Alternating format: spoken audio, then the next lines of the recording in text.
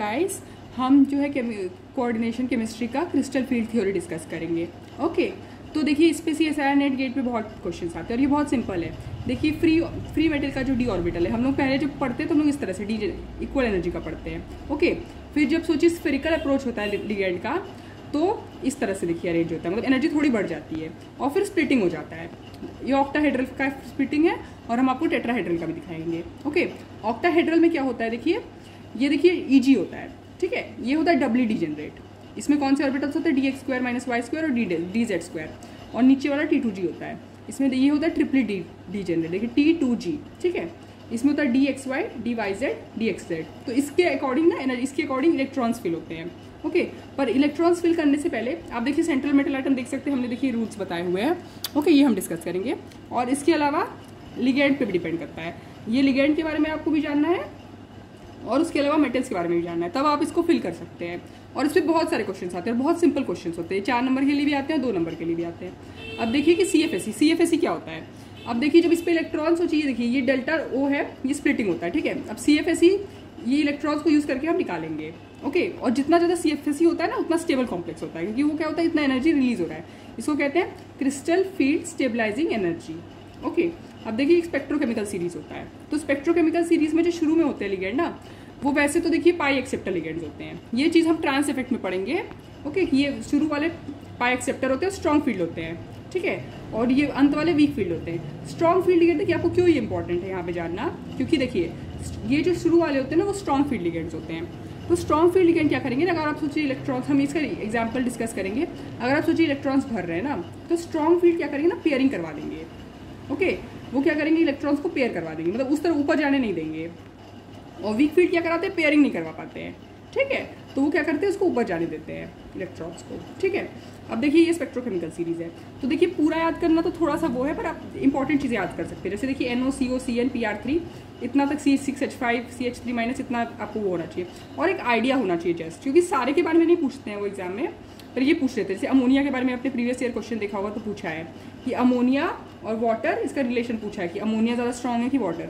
तो ये आपको थोड़ा सा आइडिया होना चाहिए कि कौन सा ज़्यादा स्ट्रॉन्ग है, तो इसको आप एग्जाम के पहले भी रिवाइज करेंगे तो भी चलेगा। अब देखिए एक होता है ना कि चार्ज, अगर सोचिए अलग अलग सोचिए, हम लोग यहाँ पे देखिए ये वाला जो रूल्स है ना, मेटल्स की बात कर रहे हैं। अगर सोचिए मेटल है 3D 4D 5D में, सोचिए 3D का ले रहे हैं, ठीक है, जिसका चार्ज ज़्यादा होगा उसका CFSE ज़्यादा होगा। ओके, और अगर सोचिए चार्ज सेम है, तो हम लोग अगर 3D से 4D जा रहे हैं, 4D से 5D जा रहे हैं, तो 5D का सबसे ज़्यादा होगा CFSE, फिर 4D का, फिर 3D का। देखिए हमने लिख के रखा है, ये 3D का है, ये 4D का है, ये 5D का है। तो जैसे जैसे आगे जा रहे हैं CFSE ज़्यादा होता है।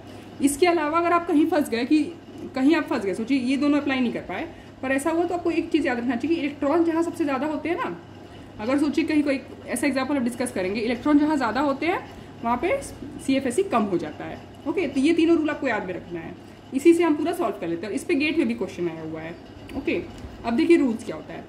तो पहली बात है कि 3D एलिमेंट्स में जो ऊपर वाला स्कैंडिनेवियम, titanium, vanadium, chromium, manganese, iron, cobalt, निकल, कॉपर, जिंक, तो वो सब है। अगर +2 में है ना, तो अमोनिया तक मतलब कहाँ से, यहाँ से लेके अमोनिया तक, आयोडीन, ये लोग वीक फील्ड लिगेंड है, ठीक है, ये सब वीक फील्ड लिगेंड होते हैं।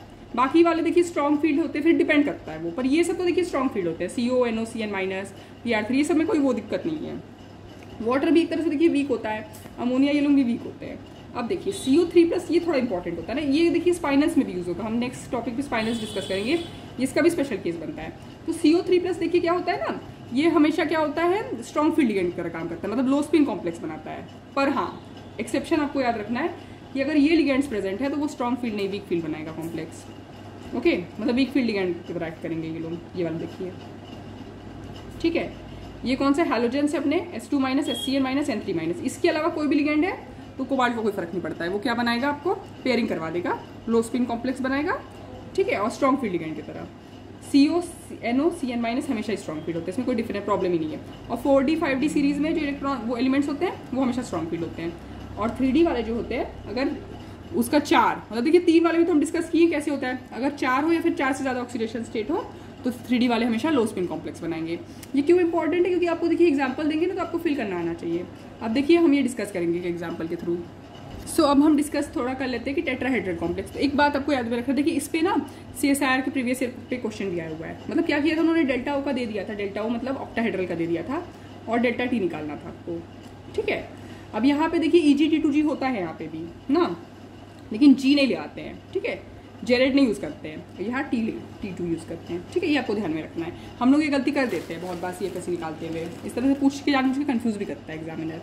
तो देखिए वही होता है, ऊपर वाला यहाँ थोड़ा उल्टा होता है, ऊपर वाला जो होता है T2 होता है, नीचे वाला ये होता है, ठीक है, पर ऊपर वाला का पॉजिटिव साइन और नीचे का नेगेटिव साइन और एनर्जी वही है। देखिए साइन देखिए डिफरेंट हो गया, पर ये ई के बीच में और ये बैरी सेंटर है, ये जो लाइन है ना इसको बैरी सेंटर बोलते हैं, इसके बीच में जो एनर्जी है वो 0.6 ही है, पर यहाँ माइनस साइन है, ये आपको ध्यान में रखना है। हम लोग यही बेसिक भूल जाते हैं कभी कभी। अब चलिए हम डिस्कस करते हैं कि इसमें कैसे वो होगा, फिलिंग होगा। ओके, एक एग्जाम्पल के थ्रू। तो ये है अपना कोबाल्ट, आपको देख के समझे कोबाल्ट का इलेक्ट्रॉनिक कन्फिग्रेशन क्या होता है। कोबाल्ट का इलेक्ट्रॉनिक कन्फिग्रेशन होता है 3d7 4s2। अगर हम इसको कोबाल्ट 3+, जैसे यहाँ पे देखिए दिया ये न्यूट्रल लिगेंड है, पानी क्या ही करेगा, तो कोबाल्ट 3+ है, ये क्या होगा 3d6 हो गया। तो लेकिन ऑक्टाहेड्रल है तो ऐसे करेंगे ना, ये हमारा Eg है, ये T2G है। अब देखिए CO3+ है तो 3d6 हो गया। ये देखिए CO3+ वैसे तो स्ट्रॉन्ग फील्ड की तरह एक्ट करता है और पेयरिंग करवा देता है, लो स्पिन बनाता है, पर पानी तो वो लिगेंड है ही नहीं ना, मतलब पानी है सोचिए, तो पानी एक्सेप्शन वाला लिगेंड नहीं है, तो इसका मतलब क्या होगा कि वो पेयरिंग करवाएगा ही। तो पेयरिंग करवाएगा तो देखिए क्या होगा, और हाँ एक पेयरिंग एनर्जी का भी कॉन्सेप्ट होता है, वो भी हम अभी डिस्कस करेंगे। तो पेयरिंग करवाएगा तो देखिए क्या होगा 6 है, पेयरिंग कराएगा मतलब हाई स्पिन नहीं बनेगा। और एक और बात आपको जो ध्यान में रखना है कि टेट्राहेड्रल में आपको कंफ्यूज नहीं होना कि हाई स्पिन होगा कि लो स्पिन होगा, उससे मतलब नहीं होता है उसको। टेट्राहेड्रल हमेशा हाई स्पिन बनाता है, वो लो स्पिन का कॉन्सेप्ट आता ही नहीं उसमें, लिगेंड कोई भी हो टेट्राहेड्रल हाई स्पिन बना रहा होता है। तो चलिए ये देखते हैं। ओके, अब देखिए ये D6 है, तो ये क्या करेगा पेयरिंग करवाएगा ऑब्वियसली, 1 2 3 4 5 6, ठीक है। अब ये एक कॉन्सेप्ट होता है कि देखिए ये तो हमने स्ट्रॉन्ग फील्ड में करवाया, अगर ये वीक फील्ड होता, सपोज करिए ये देखिए स्ट्रॉन्ग फील्ड कराया, सपोज करिए वीक फील्ड होता तो क्या करते, ठीक है। अगर ये वीक फील्ड होता तो हम लोग देखिए कैसे फिल करवाते, से 6 है ऐसे करते 1 2 3 4 5 6, ठीक है। मतलब देखिए वीक फील्ड अगर ये नॉर्मली सोचिए हाई स्पिन बना रहे तो एक पेयरिंग हो रहा है, और यहाँ पे देखिए तीनों पेयर हो रहा है। लेकिन आपको जब पेयरिंग एनर्जी लिखना होगा आपको पेयरिंग एनर्जी भी लिखना है, क्योंकि कुछ एनर्जी ना पेयरिंग की वजह से भी हो रहा होगा यहाँ पे। पर हम लोग क्या गलती करते हैं ना, अब देखिए कैलकुलेट कैसे करेंगे, ये सोचिए ऐसे है, तो ये हम लोग अभी तो ये देख रहे हैं ना, ये तो स्ट्रॉन्ग फील्ड की तरह का एक्ट कर रहा है, तो कैसे होगा देखिए ये 0.6 होता है, 0.4 होता है, यहाँ 4 लिगेंड है, क्या है -4 इंटू, ठीक है, -4 -0.4, ठीक है, क्योंकि ऊपर वाला क्या था हमारा, हमने ये तो देखिए टेट्राहेड्रल का है ना, ये हमने डिस्कस कर रहे हैं, उसका जो ऑक्टाहेड्रल है उसका डिस्कस कर रहे हैं, तो ये नीचे -0.4 होता है इंटू 1 2 3 4 5 6 ना, तो -2.4। अब देखिए -2.4 तो देखिए अपना आ गया डेल्टा ओ, पर ये अगर आप लिख देंगे तो गलत हो जाएगा, मतलब 4 ऑप्शन देखो जानबूझ के देते हैं ये ऑप्शन, पर ये आपका गलत हो जाएगा बिल्कुल। तो इसमें पेयरिंग होना है, पर आप इसको गलती से भी ना 3 पेयरिंग मत करवाइएगा, क्योंकि ऐसे पेयरिंग कंपेयर नहीं करते। इस तरह का क्वेश्चन ये सारे नेट में आए हुए कंफ्यूज करने के लिए। ओके, 3 का भी पेयरिंग नहीं होगा। कैसे देखिए, आपको हमेशा हाई स्पिन से कंपेयर करना है। आप एक बार हाई स्पिन का बगल में बना के देखिए, हाई स्पिन में देखिए एक ही पेयरिंग हो रहा है, उसके अलावा जो पेयरिंग हो रहा है ना लो स्पिन करने पे उसको पेयरिंग एनर्जी, तो हम लोग यहाँ पेयरिंग एनर्जी डालेंगे 2p, ठीक है। ये बहुत इंपॉर्टेंट है, ये चीज़ में हम लोग कंफ्यूज जाते हैं, पूरा पढ़ लेते हैं सब कुछ लगता है ठीक है, पर इसी में बस एक माइनस मार्किंग हो जाता है। ओके, तो इसका आंसर ये हो गया। तो इसके बाद नेक्स्ट वीडियो में हम स्पाइनल्स डिस्कस करेंगे। Thank you.